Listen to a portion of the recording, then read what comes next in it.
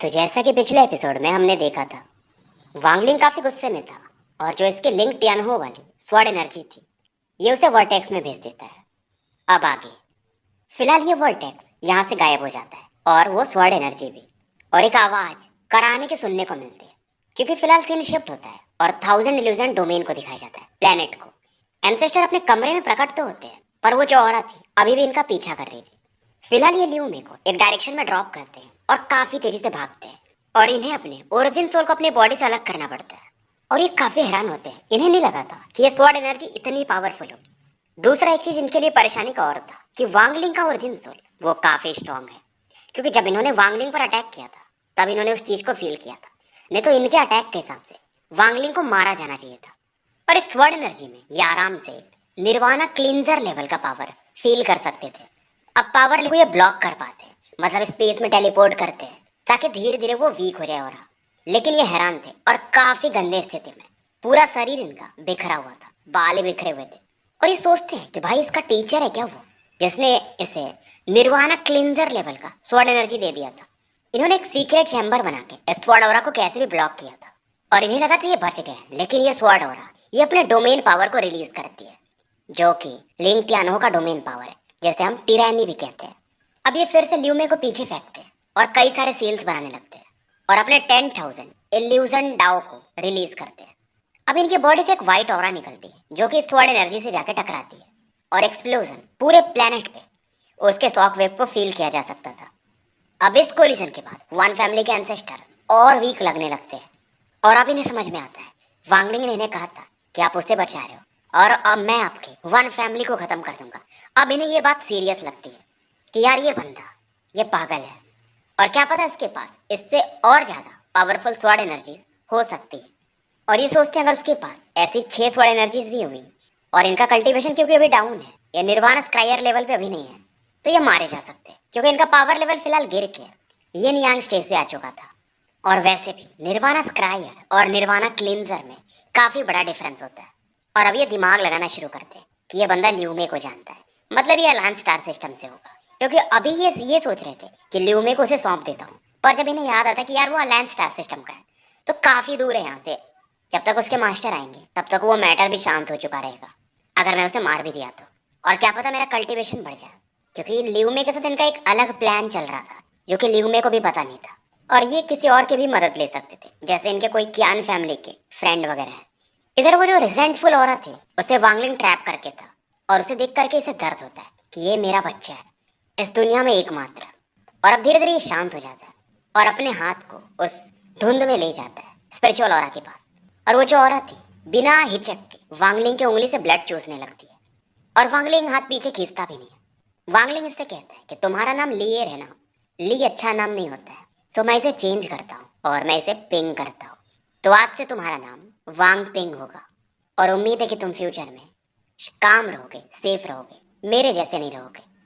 और ये जो स्पिरिट थी मानो वांगलिंग की बातें सुन सकती थी, शब्दों को सुन सकती थी, लेकिन फिर भी क्योंकि उसके अंदर इतना ज़्यादा घृणा भरा था कि वो वांगलिंग के ब्लड को लगातार चूस रहा था, क्योंकि 100 सालों से ल्यूमे इसे तैयार कर रही थी।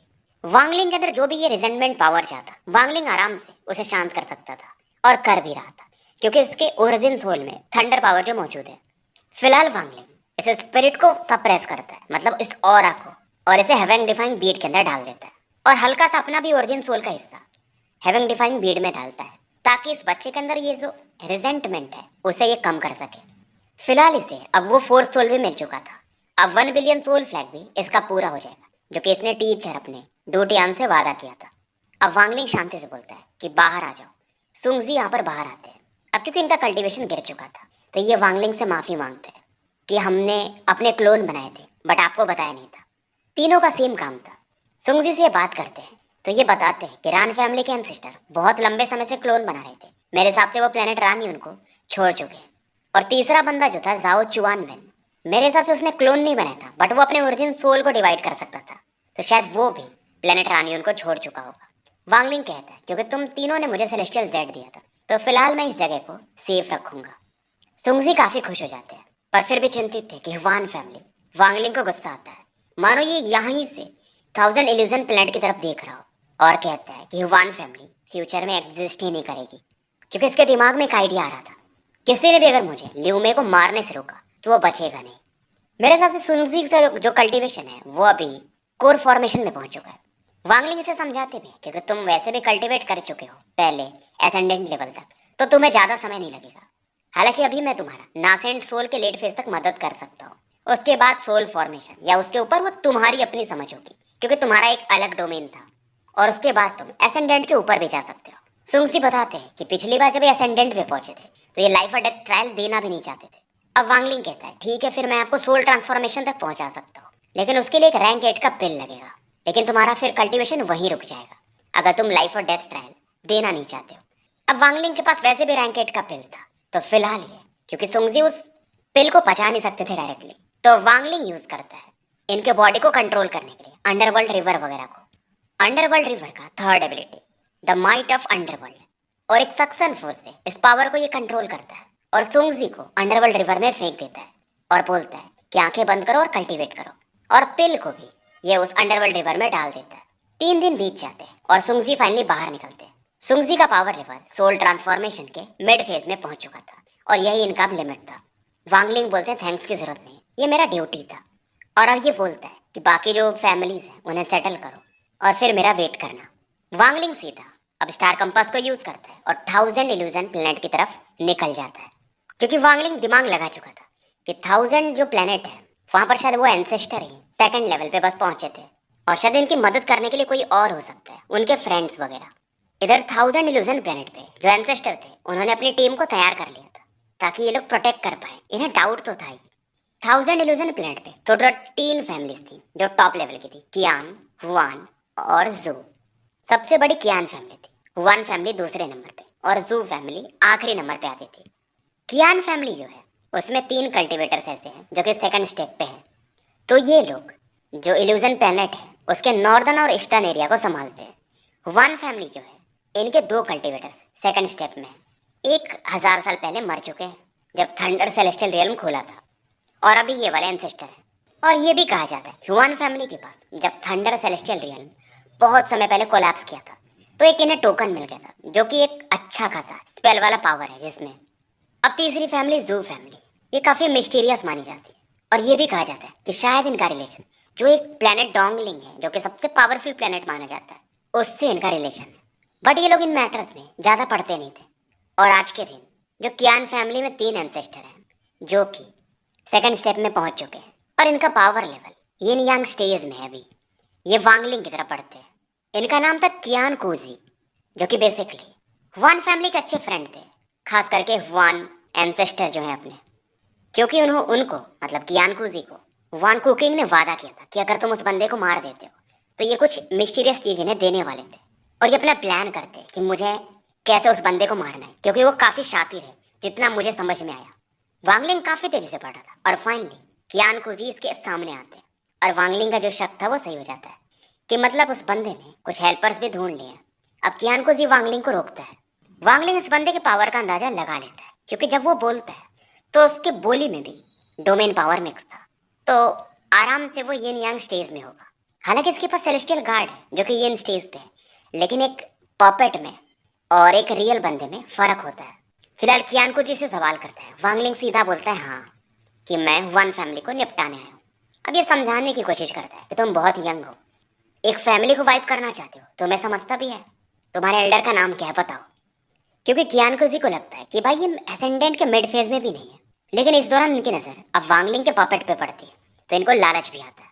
वांगलिंग इन्हें समझाने की कोशिश करता है कि सीनियर ये हमारे और वन फैमिली का मैटर है, आप बीच में मत आओ।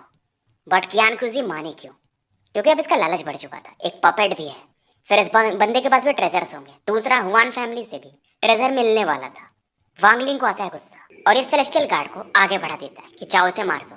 अब ये जो गार्ड था एक पावरफुल पंच मारता है, क्योंकि इसे सेलेस्टियल एम्परर किनलिन ने जैसे कि एंशिएंट गॉड की बॉडी होती है उस हिसाब से बनाया था इस स्पेल को ही, यानी पपेट को, तो इसके फिजिकल पावर काफ़ी ज़्यादा रहते हैं। कियान कुजी स्माइल करता है कि मुझे ये पपेट तो चाहिए, और अब ये कुछ मंत्र पढ़ने लगता है और एक लाइटनिंग पावर इस पपेट की तरफ पड़ता है।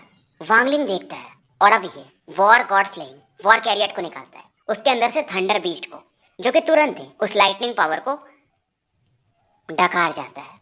कियान कुजी अवाक हो जाता है कि तुम्हारे पास थंडर बीस्ट, तुम्हारे पास पपेट भी है, स्वॉर्ड एनर्जी भी है, क्या तुम थंडर सेलेस्टियल टेम्पल से हो?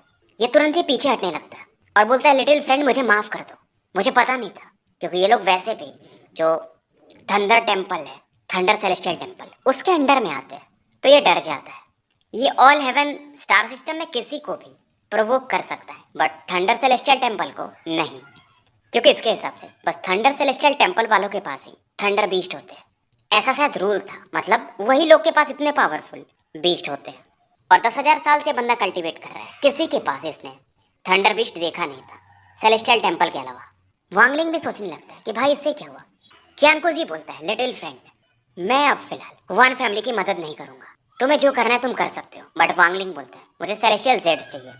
कियानकुजी चौंक जाता है कि यार अगर ये थंडर सेलेस्टियल टेम्पल का है तो क्या इसके पास सेलेस्टियल जेड्स नहीं है? इसे मैं कितना दूं? फिलहाल ये कुछ सोचता है और वांगलिंग को बैग देख करके यहाँ से भाग जाता है। थाउजेंड इल्यूजन प्लेनेट में एंटर करता है और एक डिवाइन मैसेज भेजता है और कहता है वन वू किंग, तुम थंडर सेलेस्टियल टेम्पल के बंदे को मुझसे मरवाना चाहते थे, मैं याद रखूंगा। तुम्हारे मरने के बाद मैं तुम्हारे डिसेंडेंट्स को भी नहीं छोड़ूंगा। अब वन फैमिली के एंसेस्टर भी चौंक जाते हैं, कहते कि नहीं यार वो थंडर सेलेस्टियल टेम्पल का नहीं है, वो अलायंस स्टार सिस्टम से आया है, जैसे कि मेरी बेटी आई है। बट ये बंदा मानता नहीं है, उसके पास थंडर बीस्ट है, तुम्हें पता है ना। और ये कहता है वन वू किंग, तुमने जो कर दिया वो कर दिया, अब इससे छिपाने की कोशिश मत करो, मैं याद रखूंगा। अब इधर वांगलिंग को दिखाया जाता है, ये सोचता है यार ये थंडर सेलेस्टियल टेम्पल इसे 2-3 बार सुनने को मिल चुका है। फिलहाल ये अपने स्टार कंपास को रखता है और प्लेनेट पे एंटर कर जाता है और सीधा साउथ के डायरेक्शन में पड़ता है। वन वोकिंग को दिखाया जाता है जिनके दोनों हाथ इनके पीछे थे और इनके डायरेक्ट डिसेंडेंट्स इनके साथ खड़े थे, मतलब इनके पोते परपोते जो क्लोज फैमिली वाले हैं। ल्यू में भी यहीं पे खड़ी थी और ये आसमान की तरफ शांति से देख रही थी। किसी को नहीं पता था ये क्या सोच रही है। फिलहाल एंसेस्टर फिर से पूछते हैं कि युवान में क्या ये बंदा सच में अलायंस स्टार सिस्टम से है?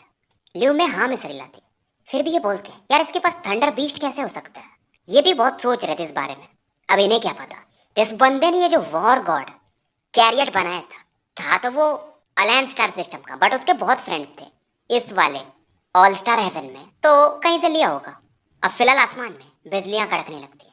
वांगलिंग आ चुका था, इसके बगल में इसका थंडर बीस्ट भी था।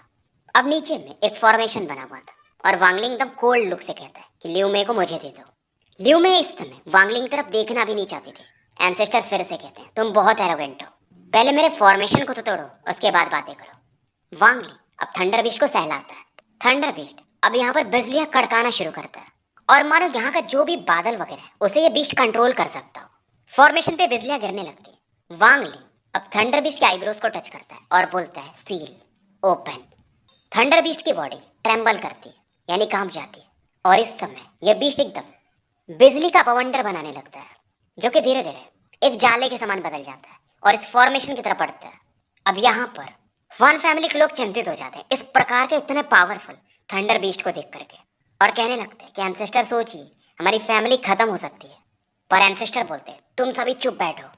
फॉर्मेशन से ये बवंडर आके टकराता है और लाइटनिंग का पावर यानी थंडर का पावर इतना खतरनाक था कि कियानकुजी जो कि कियान फैमिली में थे वो भी इसे सुन सकते थे। सभी लोग पैनिक करने लगते हैं, बस हुआन फैमिली के एंसेस्टर शांत थे। लेकिन फिर भी ये फॉर्मेशन खड़ा था। अब एंसेस्टर बोलते हैं वांगलिंग से कि अपने उस स्वॉर्ड फॉर्मेशन को यूज करो, स्वॉर्ड एनर्जी को, नहीं तो इसे तोड़ नहीं पाओगे और उसके बाद मैं तुम पे अटैक करूंगा। मतलब ये मन में बोलते हैं। अब वांगलिंग का सेलेस्टियल गार्ड प्रकट होता है और एक पंच मारता है। अब ये थंडर स्टॉर्म और सेलेस्टियल गार्ड मिल के अटैक करते हैं और अब धीरे धीरे ये जो फॉर्मेशन था ये बिखरना शुरू हो जाता है। डिसेंडेंट और डरने लगते हैं, खास करके इनका एक खास जो डिसाइपल था, इनका बेटा या जो भी परपोता होगा, वन फैंक्शन, वो बोलता है। फैंक्शन बोलना शुरू करता है कि एंसेस्टर अगर ये नहीं भी है थंडर सेलेस्टियल टेम्पर का, बट इसके पास थंडर बीस्ट है, पपेट है, ऐसे बंदों को हमें दोस्त बनाना चाहिए, दुश्मन क्यों। और वैसे भी ये बाहर की लड़की है, आपने इसके पावर लेवल को फोर्सफुली बढ़ाया है, शायद इसका पावर लेवल ये यंग स्टेज में जाके रुक भी जाए। मैं समझता हूँ आपके डिजायर से, बट ये सही नहीं है। ल्यू में एकदम शांत थी, इसकी आंखें भी एकदम गिर चुके थे। पर वन फैमिली के एंसेस्टर बोलते हैं फैंक्शन से मुझे पता है मुझे क्या करना है। अब फैंक्शन भी शांत हो जाता है और बोलता है अगर ये बंदा फॉर्मेशन सच में तोड़ दिया तो फिर मैं यहाँ से निकल जाऊंगा। इधर वांगलिंग अपने स्टोरेज बैग को टच करता है और एक तलवार निकालता है। यह रेन सेलेस्टियल स्वॉर्ड का तलवार था जो कि वांगलिंग का था। इसे सीनियर जाओई ने गिफ्ट कर दिया था और वांगलिंग इसे पकड़ता है और बोलता है, मतलब आंख बंद करके, हेवनली जॉब। आपको याद होगा हेवनली जॉब इसे वेल्थ के अंदर मिला था। वेल्थ वांगलिंग का पुराना तलवार था। बेसिकली वेल्थ में एक सोल टेक्निक था। न तो ये कोई स्पेल था, न तो कोई डाउ स्पेल था, न तो कोई एबिलिटी थी। ये एक स्वॉर्ड स्टाइल था, तलवार को चलाने का तरीका, जिसके अंदर एक एंशिएंट स्वॉर्ड का इंटेंट था, जैसे इसके पुराने ओनर्स भी चलाते रहे होंगे। तलवार एकदम प्यार से गिरता है और मानो ये तलवार एक दुनिया खोल देगा, इतना पावरफुल ये अटैक था। न तो इसमें से स्वॉर्ड एनर्जी निकल रही थी, न तो स्पिरिचुअल एनर्जी, फिर भी। और वन फैमिली को, एंसेस्टर को भी समझ में आता है कि ये लॉ है, दिस इज लॉ। जैसे हेवेंस और अर्थ को कोई फाड़ सकता है, वैसा पावर। इवन वन फंक्शन वो भी हैरान था, ये कांप जाता है और बोल भी नहीं पा रहा था, यार ये इतने कह के ये रुक जा रहा था। हालांकि एसेंडेंट के लेट फेज में था, बट क्या ही करे, पावर ऐसा था जो हेवेंस को फाड़ दे। अब ये तलवार क्यों रहा, इस फॉर्मेशन से टकराती है। फैंक्शन को लगता है कि इस तलवार के साथ ये भी मारा जाएगा।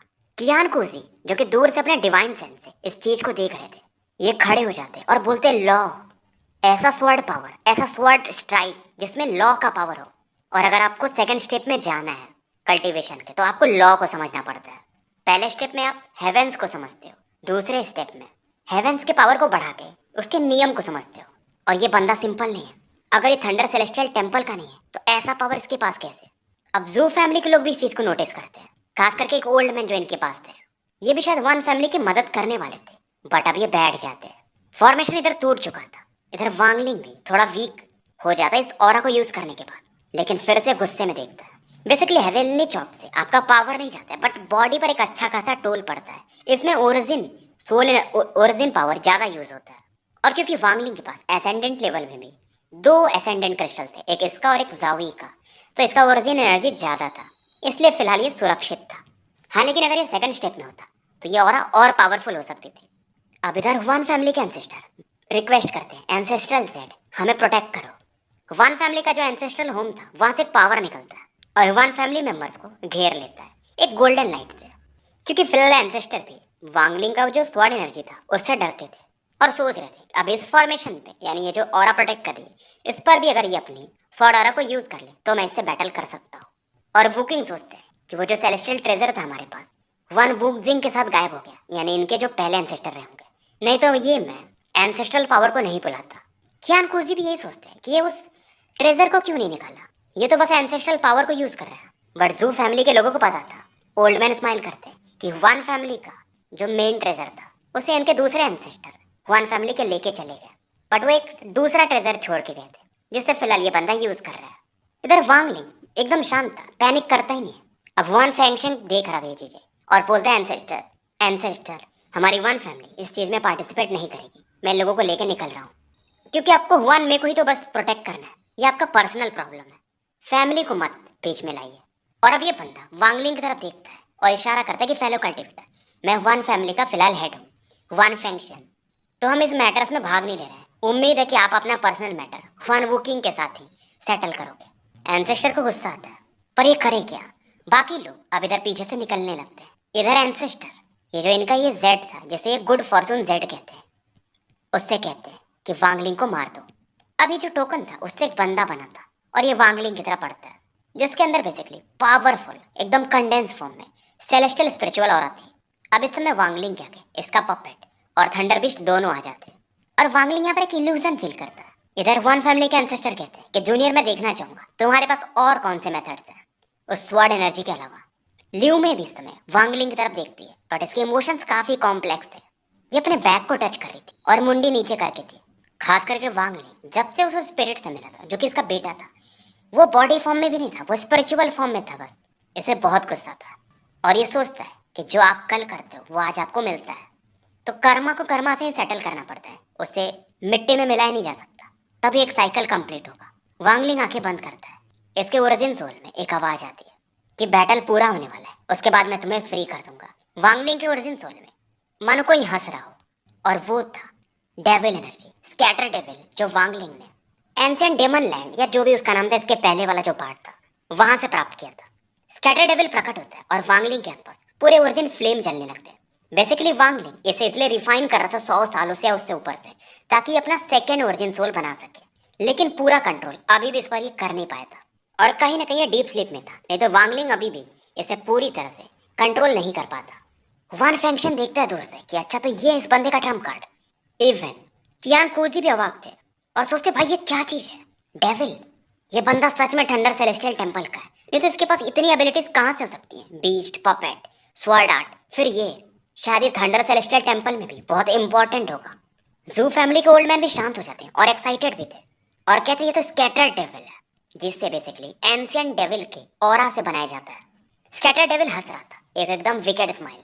ये वांगलिंग की बॉडी से निकलता है और वो जो बंदा आ रहा था अटैक करने, उसकी तरफ पड़ता है और कहता है कि कल्टीवेटर वांगलिंग की तरफ पलट के कि मैं तुम्हारी मदद कर रहा हूँ इस बैटल में, बट तुमने अभी क्या बोला है कि तुम मुझे उसके बाद छोड़ दोगे, लेकिन अगर नहीं छोड़ा तो मैं अपने सोल को डिस्ट्रॉय कर दूंगा और तुम्हारे साथ अंत तक बैटल करूंगा। वांगलिंग कहता है टेंशन मतलब मैं तुम्हें फ्री कर दूंगा। स्कैटर डेविल हंसता है कि ठीक है। फिर ये फॉग में बदलता है और वांगलिंग में फिर से एंटर कर जाता है। वांगलिंग का पावर काफी बढ़ जाता है। इसके बॉडी पर डेविल आर्मर अपने आप स्टोरेज बैग में से निकल के आता है और बन जाता है। हालांकि वांगलिंग थोड़ा पेन भी फील करता है। यही था वांगलिंग का क्रेजी आइडिया, क्योंकि वांगलिंग जानता था लियू मे को मारना इतना आसान नहीं है। एंसेस्टर प्रोटेक्ट कर रहे हैं, बहुत सारे हेल्पर्स होंगे और इसे मालूम था स्कैटर डेविल बहुत पावरफुल है, क्योंकि 100 साल से ज्यादा हो चुके हैं, बट अभी भी है उसे पूरी तरह से रिफाइन नहीं कर पाया था। इवन एंशिएंट डेमन बेलुओ भी इसकी मदद नहीं कर पाए थे, जबकि उन्होंने ही ये सीलिंग टेक्निक दिया था स्कैटर डेविल के सोल पे यूज करने के लिए। लेकिन फिर भी स्कैटर डेविल के लिए यहाँ से निकलना थोड़ा मुश्किल था, क्योंकि एंशिएंट डेमन बेलुओ ने इस पर एक सील लगाया था। बट फिर भी एंशिएंट डेविल को लगता कि ये तोड़ सकता है उसे। फिलहाल अब वांगलिंग इस पावर को यूज करता है और एक पंच मारता है, जिसमें स्कैटर डेविल और डेविल आर्मर का पावर था। अब सामने वाला बंदा सेलेस्टियल फिगर कुछ कई सारे हैंड सील्स बनाता है और मानो इस समय जो 1000 इल्यूजन प्लेनेट है उसका पूरा एनर्जी ये घेर रहा हो, उसके मदद से सील बना रहा था। इवन वांगलिंग भी हैरान था इस प्रकार के पावर को देखकर।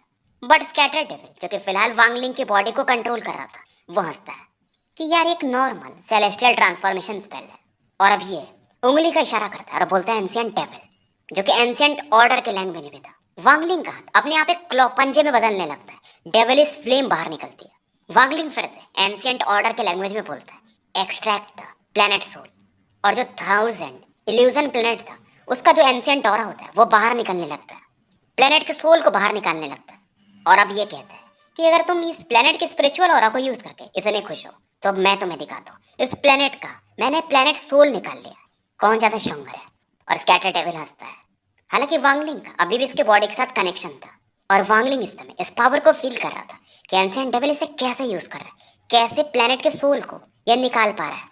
सोल एक्सट्रैक्शन इसे कहते हैं, बट बेसिक लेवल का वांगलिंग ने देखा था। ग्रिड भी यूज करता था, बट ये पावर अलग लेवल पे था। और जब वांगलिंग यानी स्कैटर डेविल इस ऑरा को यूज करता है सोल को, तो सोल का पावर नॉर्मली लोग फील नहीं कर सकते। एक एंशिएंट ऑरा बस प्रकट होती है, मानो प्लेनेट पूरा जाग चुका था और इसमें खुशी और उदासी भरी हुई थी, क्योंकि प्लेनेट भी खुश होता है जैसे कि यहाँ के लोग रहते हैं उसके हिसाब से, और उदास भी होता है।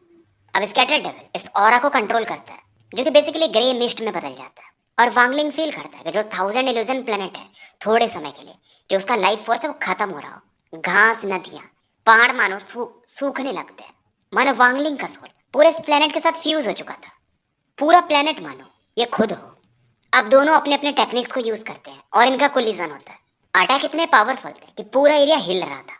वन फैमिली के एंसेस्टर इनका चेहरा पीला पड़ चुका था और जो वो जेड टोकन था अब वो कोलैप्स कर जाता है। इन्हें पता था इसका मतलब ये कुछ नहीं कर सकते।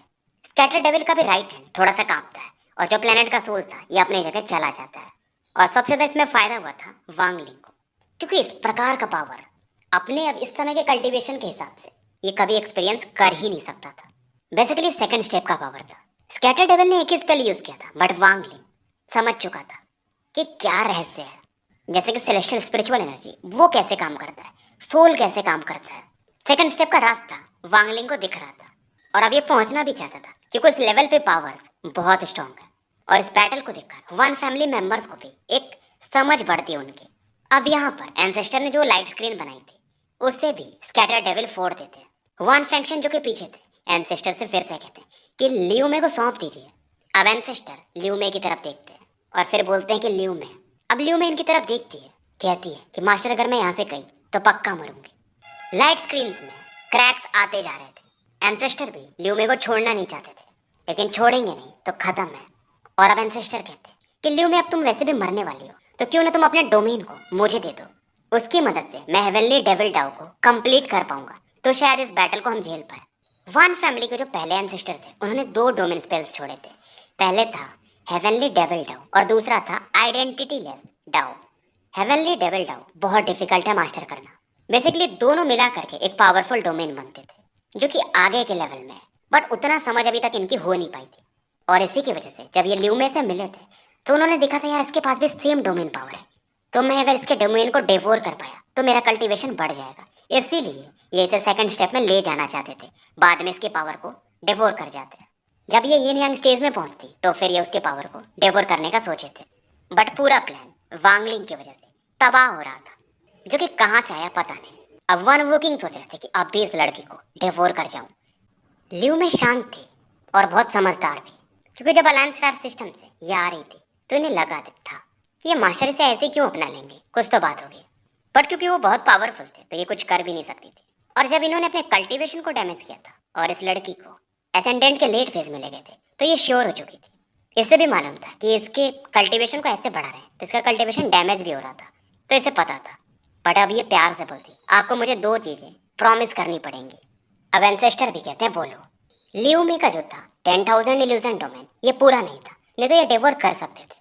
अब ये बोलती है कि पहला काम कि आप मेरी मदद करो वांगलिंग को मारने में। इसके अंदर एक अलग ही नफरत था, और क्यों था पता नहीं, शायद इसलिए कि वांगलिंग ली मुवान को ज्यादा पसंद करता था, शायद क्योंकि यहाँ पर मेंशन है। और जो नफरत था और सुजाको टम में जो हुआ कुछ, शायद जिसकी वजह से प्रेग्नेंट हो गई और बढ़ गया। और शायद इसका जो ये 10,000 इल्यूजन डोमेन है उसकी वजह से ज्यादा, उसके अंदर भी एक रूथलेसनेस है।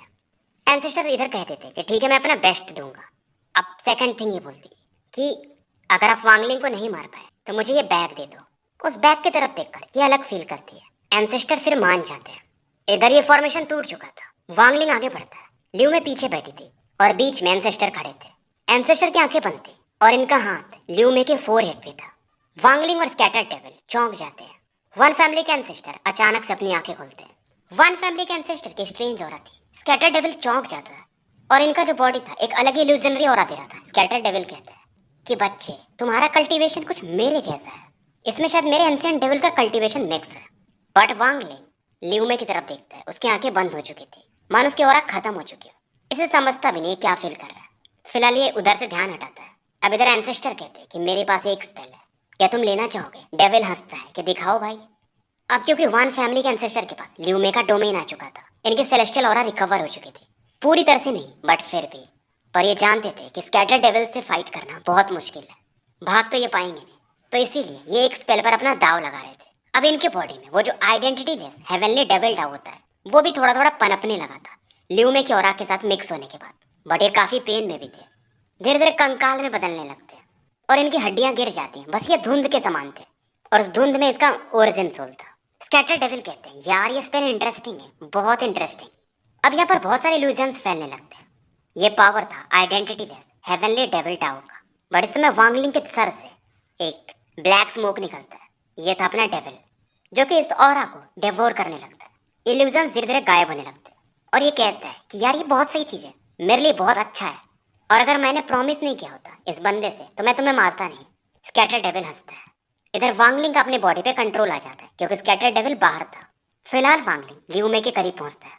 वांगलिंग जानता था क्योंकि एसेंडेंट लेवल पे है तो उसमें ओरिजिन सोल और डोमेन दोनों फ्यूज हो जाते हैं, यानी अगर उस बंदे ने इसे डिवोर कर लिया तो इसका ओरिजिन सोल और डोमेन दोनों जा चुका है। उधर स्कैटर डेविल डिवोर कर रहा था। इधर वन फैमिली के एंसेस्टर उनका चेहरा बनने लगता है क्योंकि उनके बॉडी में अभी बस थोड़ा बहुत ही आइडेंटिटी लेस डेविल डाउ बना था। लियूमे का डोमेन कंप्लीट होता तो बात अलग थी। अब एंसेस्टर भागने को देखते हैं। स्कैटर डेविल हंसता है और तुरंत ही इन्हें डिवोर कर जाता है और अब वांगलिंग से कहता है कि लिटिल डॉल वांगलिंग, डेविल ने अपना प्रॉमिस पूरा किया, और उसके बाद ये यहाँ से गायब हो जाता है। इधर वन फैमिली के लोग हैरान थे, करे तो करे क्या, बस वांगलिंग की रेस्पेक्ट कर सकते थे। वांगलिंग लियूमे की तरफ देख रहा था, कुछ बोलता नहीं। अब फेंगशन बोलते हैं कि फेलो कल्टीवेटर वांगलिंग, लियूमे ने एक प्रॉमिस किया था एंसेस्टर से कि अगर वो आपको मार नहीं पाए तो ये बैग आपको दे दे। अब वांगलिंग उस बैग की तरफ देखता है। बैग में एक पिल था और एक जेड पिस था, और वांगलिंग उस जेड में अपना डिवाइन सेंस भेजता है। उसके अंदर था कि इस पिल के अंदर एंटीडोट है इस बच्चे के रिजेंटमेंट को निकालने का। थंडर कल्टीवेटर के पावर से अगर तुम मिक्स कर पाए तो जो भी रिजेंटमेंट है वो गायब हो जाएगा। बहुत समय पहले जब हम सुजाको पे थे तो मास्टर ने कहा था कि तुम्हारे हार्ट में मैं अपना शैडो छोड़ दूँ। मैं वो नहीं कर पाई थी, पर शायद अब कर पाई हूँ।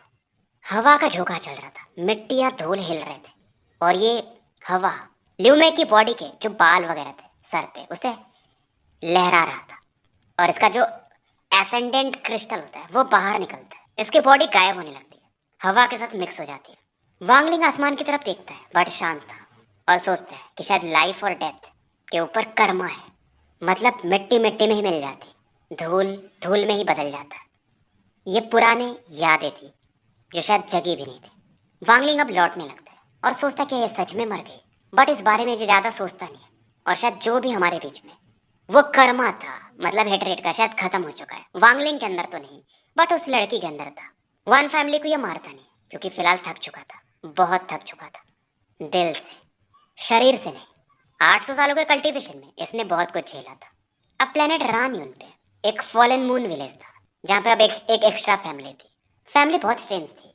यहाँ पर बस 2 लोग थे, एक बंदा जो कि काफ़ी यंग था और उसके हाथ में एक बच्चा। वहीं दूसरी तरफ ऑल हेवन स्टार सिस्टम में ग्रीड को दिखाया जाता है, जो कि भटक रहा था। इसके बॉडी पर बहुत सारे रेस्ट्रिक्शंस थे, तो ये भाग भी नहीं सकता था, और चिल्ला के कहता, ये वांगलिंग, तू मुझे मिलेगा तो मैं तुझे बताता हूँ। अगर मैं इसे जल्दी नहीं पा पाया तो ये रेस्ट्रिक्शंस मुझे मार देंगे। स्टोरी यहीं समाप्त।